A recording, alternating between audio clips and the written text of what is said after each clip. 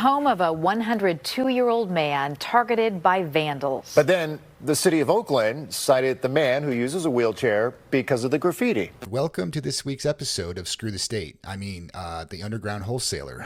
My name is Rob MacReady, and in this video, we're going to go over some motivations of home sellers and people you're going to find who probably want to sell pretty quick.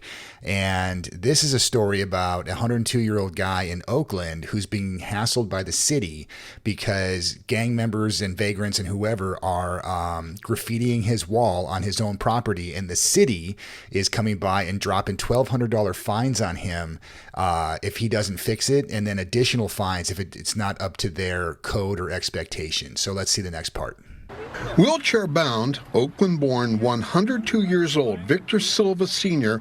often finds graffiti painted onto his back fence of his Oakland home where he's lived and paid taxes for 80 years. Earlier this month, he got a violation citation from the city of Oakland to remove it by Tuesday the 19th or face an $1,100 fine plus an additional $1,277 for each failed re-inspection. It was so absurd, it's like a joke. If you drive around the city and see the graffiti everywhere, it's just, I don't know what to say. It's hard to keep up with it because as soon as we get it painted, it's good to be graffiti on it again. And it won't last. But like you said, there's graffiti right there. Who's fixing that? Now this utility box has 6 different kinds of graffiti on it. I wonder if the utility got a citation. The family owns a nearby small commercial building which has been broken into 3 times in the last year. On one occasion, Victor Jr. found a person inside. In each case, he called 911. And I'm put on hold every time. So it's hard to understand where our tax dollars are going. They can't answer 911, but they can come out and hassle you about a fence. So what do you think? You think these guys probably want to sell that house? You think they probably want to get out of there?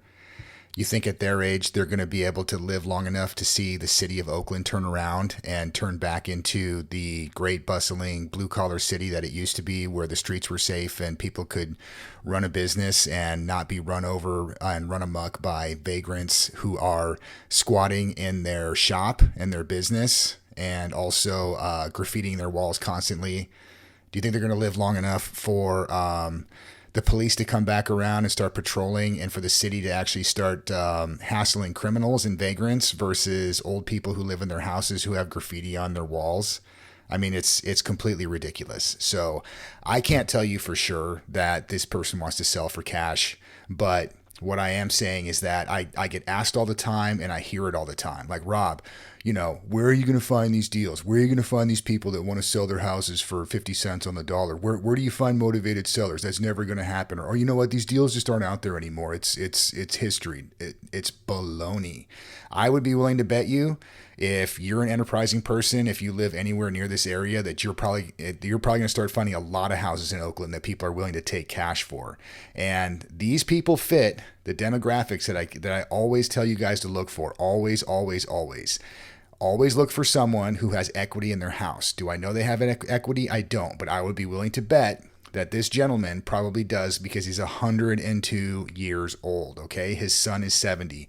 Unless they've taken out 17 mortgages on it, I'm assuming that they probably paid that mortgage down quite a bit, or they own the house outright because they've lived there forever. How do you think old people live there forever? Social Security doesn't pay hardly anything. They probably have equity or they own it outright, which is one of the reasons why they get to live in a house, and not some government-funded hovel.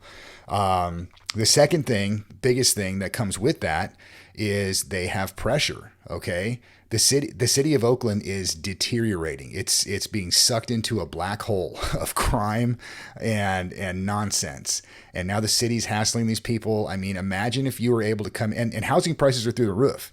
So here's what you look for.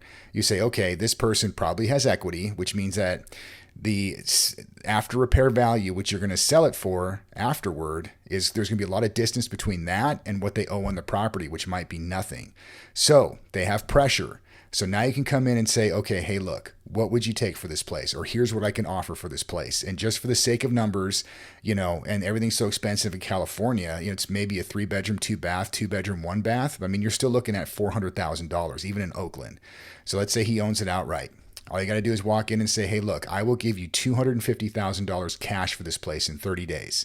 Remember, They don't owe anything on it, and unless it's in really good shape, there's probably a fair amount of repairs that need to be done. And they're in a crime-infested, gang-infested neighborhood, so they're going to have to deal with that constantly. You tell them, hey, look, I will take all these problems off your hand. I will give you $250,000 cash in 30 days, okay? And then if they sign that contract, if they like that deal, because 250 grand is a lot of money. There's a lot of places they can move outside of California and buy a house just like that one and live happily ever after, literally, because he's 102, okay, and not have to deal with these problems. So then what you do is you get it under contract, which means you tie up the house. As soon as they sign a legal sales contract that's with you that says you cannot sell to anybody else for 30 days, that is your baby. Now it's your job to run around like an ape with his ass on fire looking for someone to buy this house. And in California, I can almost guarantee you're going to find a zillion of them, because a zillion flippers who want this deal. And you tell them, look, 250 grand. I'm sorry, you bought it for 250. Don't tell them that, but you're like, hey, I got a deal. It's $275,000. You're marking it up, 25 grand. Or if you're really enterprising, be like, hey, look, I got a deal for $300,000. Okay, mark it up 50 grand and let them talk you down. And then they'll come in, maybe do $30,000 worth of repairs. If they did $30,000 of repairs on that place, it'd probably look like the Taj Mahal. So they'll do $30,000 of repairs, and then they'll still have, up to they could probably sell it for $400,000, $450,000. I mean, and these are just numbers I'm pulling off the top of my head from what I know about California real estate and where they're at in Oakland. But that's a pretty good deal. It's all about how much you can give to the seller, so they can make the deal and you can solve their problem, and then you can sell it off to your house rehabber so he can still make some money, and you guys can make a deal there, and you get what's in between. And so what? What's the big deal? If you have to pay the guy $300,000, so what? Then turn around and sell it for $325,000, $335,000, $350,000. Who cares? You know what I mean? It's like, because you're not paying for it anyway. The owner, or the new owner, the rehabber, he's the one that's going to pay for it. You're just providing the deal, and you're the man in between who is connecting the money to the old gentleman who's getting hassled by the city and by gang members, and a rehabber who wants to rehab a property and provide good, high quality housing for people that can actually afford it, which is hardly anybody anymore. But that's it, guys.